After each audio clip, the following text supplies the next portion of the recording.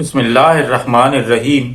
السلام علیکم، میں ساجد حسین ہوں اور آپ میرا ویلاگ دیکھ رہے ہیں۔ آج بات کرنی ہے معیشت کے اوپر کہ پاکستان کی معیشت جو ہے وہ اب جس ڈگر پہ جا رہی ہے، ابھی گرمیاں نہیں آئیں، ابھی حالات اس طرح سے خراب نہیں ہوئے، لیکن ہم جا اسی طرف رہے ہیں۔ اور دوسری طرف عمران خان صاحب کے بارے میں کچھ دعوے اور کچھ باتیں آئی ہیں، اس کے اوپر بھی بات کریں گے۔ پہلے بات کرتے ہیں معیشت کے اوپر۔ دیکھیں، عمران خان صاحب کی جب حکومت تھی، جب سازش ہو رہی تھی، رجیم چینج آپریشن کی سازش کا پتہ چلا عمران خان صاحب کو، تو کئی بار اپنی تقریروں میں یہ بتا چکے کہ میں نے جنرل باجوہ صاحب کے پاس اپنا نمائندہ بھیجا تھا، ان سے یہ کہا تھا کہ یہ جو معیشت ابھی سنبھلی ہے تھوڑی سی، اگر یہ رجیم چینج آپریشن کیا گیا، ڈی ٹریک کیا گیا اس کو، تو یہ پھر کبھی نہیں سنبھلے گی۔ تو جنرل باجوہ صاحب، جس طرح ایک ڈکٹیٹر کی بات ہوتی ہے کہ وہ کبھی بھی سچ نہیں بولتا، جنرل باجوہ صاحب بھی یہی کرتے رہے، وہ سچ نہیں بولتے تھے۔ یہ تو 9 اپریل کی رات کو 2022 میں جو کچھ ہوا، وہ سب آپ کے سامنے ہے۔ اس دن سے لے کے آج تک معیشت بالکل نہیں سنبھلی، الٹا یہ لوگ قرض کے اوپر بھی خوش ہوتے تھے اور اس بات کے اوپر بات کرتے تھے کہ ہم نے ریاست کو بچانے کے لیے اپنی سیاست قربان کر دی۔ مینز کہ ہم نے عمران خان کی حکومت گرانے اس وجہ سے گرائی کیونکہ ماحول خراب تھا، ملک کے حالات خراب ہوتے جا رہے تھے۔ اب آپ دیکھیں مہنگائی کی شرح میں آپ کو بتاتا ہوں۔ بنگلہ دیش کے اندر ہے جی مہنگائی کی شرح 9.% جو ہم سے آزاد ہوا، ہمارا ہی بازو تھا۔ 1971 میں سازشیں کر کے کرنے والوں نے اسے توڑوا دیا اور آج اس کی جو مہنگائی کی شرح ہے وہ ہے 9%۔ اور انڈیا کے اندر جس سے ہم آزاد ہوئے اس کی شرح ہے 5% مہنگائی کی، اور ہم پاکستانی ہیں اور ہم یہ اس بات کا دعویٰ کرتے ہیں کہ ہم ریاست کو بچانے کے لیے اپنی سیاست قربان کی، تو ہماری جو مہنگائی کی شرح ہے وہ 48% بھی کئی لوگ بتاتے ہیں، کئی لوگ 45% بھی بتاتے ہیں۔ یعنی کہ آپ اگر یہ بات کریں کہ یہ ہماری جو مہنگائی کی شرح ہے وہ بنگلہ دیش سے بھی اور انڈیا سے بھی کئی گنا زیادہ ہے۔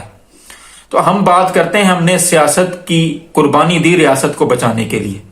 اور دوسری طرف سے کل میں نے خبر پڑھی سی پیک کے حوالے سے۔ سی پیک آپ کو پتا ہے کہ چائنا کا بہت بڑا منصوبہ تھا پاکستان کے لیے جو انہوں نے لایا تھا۔ اب ہم نے ان کے پاور سیکٹر کے اندر جو پیسے دینے وہ ہیں 493 ارب روپے۔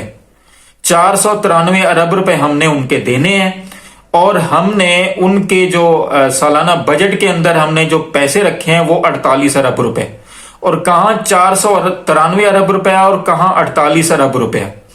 اب اس کے اوپر ترا یہ کہ آئی ایم ایف نے جن سے ہم نے 1.1 ارب ڈالر لینا ہے، وہ جو ہے وہ ہم سے پوچھ رہا ہے کہ آپ نے یہ چائنا کے جو پاور سیکٹر کے حوالے سے کتنے پیسے اور دینے ہیں۔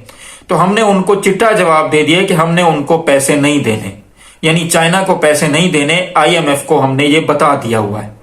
اب آئی ایم ایف جو وہ کس کے اشارے پر چلتا ہے وہ آپ سب جانتے ہیں کہ امریکہ کے اشارے پر چلتا ہے، اور چائنا جو ہے وہ امریکہ کا کون ہے یہ آپ ہمیں بتانے کی ضرورت نہیں ہے، آپ سب لوگ جانتے ہیں کہ چائنا اور امریکہ آپس میں کمپٹیٹر ہیں، دشمن ہیں۔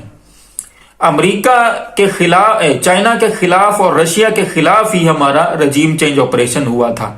اور اب اگر ابھی چائنا جو ہے وہ پاور سیکٹر میں کام نہیں کرے گا تو اللہ کی پناہ جس طرح کی گرمیاں آپ کی بجلی کے، میں تو یہ سوچ رہا ہوں کہ بجلی آئے گی بھی یا نہیں، جس طرح کے حالات چل رہے ہیں۔ اب دیکھتے ہیں کہ چائنا کیا کرتا ہے اس کے اوپر، کیونکہ کل سے یہ بڑے لوگ جو معیشت دان ہیں، جو معیشت کو سمجھنے والے ہیں، جو اکانومی کو سمجھنے والے ہیں، وہ یہ سب لوگ بات کر رہے ہیں کہ ہمیں یہ سمجھ نہیں آ رہی اس حکومت کی کہ یہ لوگ ملک کو کہاں لے کے جانا چاہ رہے ہیں۔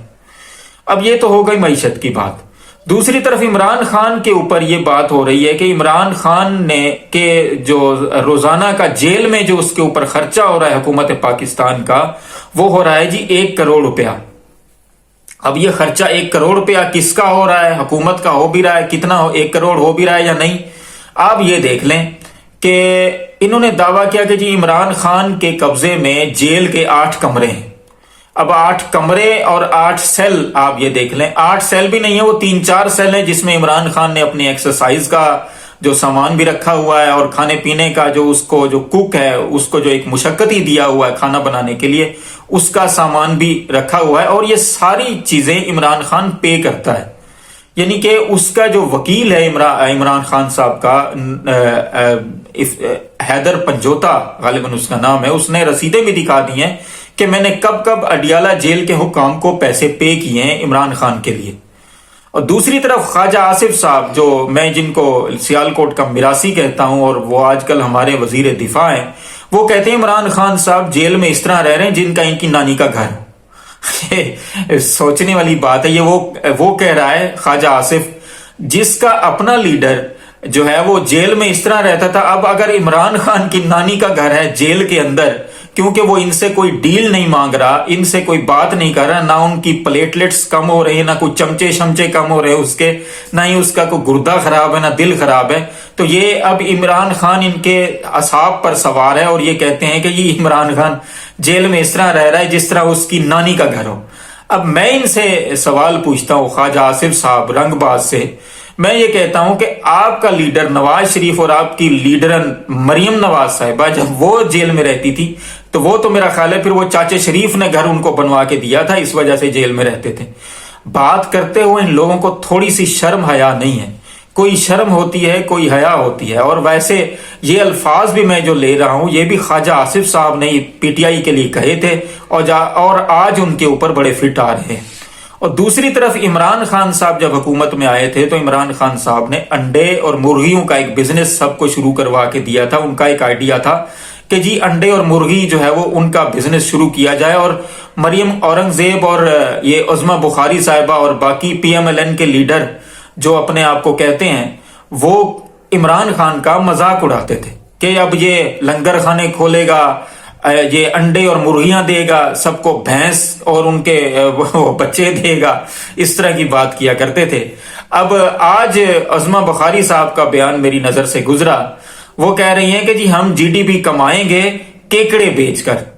اب کہاں عمران خان کے اوپر یہ طنز کیا کرتے تھے کہ جی یہ مرغی اور انڈے کا جو ہے وہ کاروبار شروع کروائے گا، اب یہ بیچ رہے ہیں کیکڑے. کیکڑے گندے نالوں میں سے ملتے ہیں، ندی نالوں میں سے ملتے ہیں، اب یہ اسی میں جا کر کیکڑے ڈھونڈیں گے اور بیچیں گے. مطلب سمجھ نہیں آتی ان کو، ان کو تو خیر سمجھ آتی ہی نہیں ہے، مجھ کو ان کی سمجھ نہیں آتی کہ یہ لوگ ہر وہ کام کریں گے جو عمران خان صاحب نے اپنے دور میں کیا اور وہ کامیاب ہوئے. دوسری طرف جو ہے وہ ٹک ٹاک میڈم جو وزیر اعلیٰ پنجاب ہے ان کے سٹنٹ جاری ہیں، اور میرا یہ خیال ہے اور مجھے پتا بھی چلا ہے، کچھ لوگوں سے یہ ڈسکشن میں پتا چلا ہے کہ ان کو یہ کہا گیا ہے کہ کیونکہ لوگ جو ہے عمران خان کے بارے میں یہ سوچتے ہیں کہ عمران خان غریبوں کا ہمدرد ہے، تو لہٰذا آپ بھی غریبوں کی ہمدرد بن جائیں اور ہمیں جو ہے وہ عمران خان کو ختم کرنا ہے، یعنی کہ ان کی مقبولیت کو ختم کرنا ہے، اس لحاظ سے آپ جو ہے وہ کریں. اب یہ موصوفہ جو ہے وہ جن کا اصل میں ان کو جیل جانا تھا یا جانا چاہیے تھا جرم کرنے کے بعد، اب یہ جیل میں جا کے لوگوں کو افطاری کروا رہی ہیں اور جو ہے وہ کروڑوں روپے اس جیل کے اندر ان کے دورے میں لگ رہے ہیں. یہ عمران خان کے اوپر یہ بات کرتے ہیں کہ یہ 1 کروڑ روپیہ روزانہ عمران خان کے اوپر خرچہ ہوتا ہے. جھوٹ کے پاؤں نہیں ہوتے، جھوٹ کبھی چھپ نہیں سکتا، ایک نہ ایک دن سچ ظاہر ہو کے رہتا ہے، جھوٹ نے اپنا آپ دکھانا ہوتا ہے. تمام دیکھنے سننے والوں کو اللہ آسانیاں دے اور آسانیاں تقسیم کرنے کی توفیق بھی دے. ان مشکل حالات میں اپنے آس پاس دوستوں رشتہ داروں کا خیال رکھیں، اپنے اس ملک کے لیے دعا کریں، اپنے فلسطینی بھائیوں کے لیے بھی دعا کریں کیونکہ ہم صرف دعا ہی کر سکتے ہیں، اور ہمارے اس چینل کا بھی خیال رکھیں. آپ کا بہت بہت شکریہ.